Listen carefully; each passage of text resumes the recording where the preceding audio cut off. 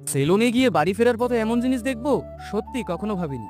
দেখার পর ওই বিষয়ে প্রশ্ন কিন্তু এখনো মাথায় ঘুরছে। সকালবেলা জামাই ষষ্ঠী বাজার সেরে ভাবলাম সেলুনটা থেকে একটু ঘুরে আসি। সেলুনে ঢুকতেই দেখি আমি তো ওয়েটিং লিস্টে বসে রইলাম, আর হঠাৎ মনটা তার কথা ভেবে যেন ফুরফুরে হয়ে উঠলো। আমি যে তোমার। ডাক পড়তেই চুপচাপ বসে পড়লাম আমার পছন্দসই চেয়ারে। 1 বছর 8 মাস ধরে এই পাড়ার কাকুটার কাছ থেকে আমি কিন্তু চুল কাটাই। ব্র্যান্ডের চেয়েও শান্তি কিন্তু এখানেই। চুল কেটে বেরোলাম একেবারে হিরোদের মতো ফিলিংস নিয়ে। হঠাৎ দেখি রাস্তায় কিছু লোক গাছের মোটা গুড়িটা ভাঙার চেষ্টা করছে। ভাবলাম ওরা কি পারবে? এইসব ভাবতে ভাবতেই ফিরলাম বাড়ি। স্নান করে ঠাকুরকে পুজো দিলাম শান্ত মনে।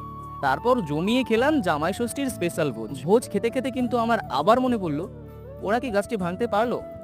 সে যাই হোক, ওরা গাছটি ভাঙুক বা না ভাঙুক, আমি খাবার খাই। আর তোমরা আরো মিনি ব্লগসের জন্য আমার চ্যানেলটিকে সাবস্ক্রাইব করো। বাই।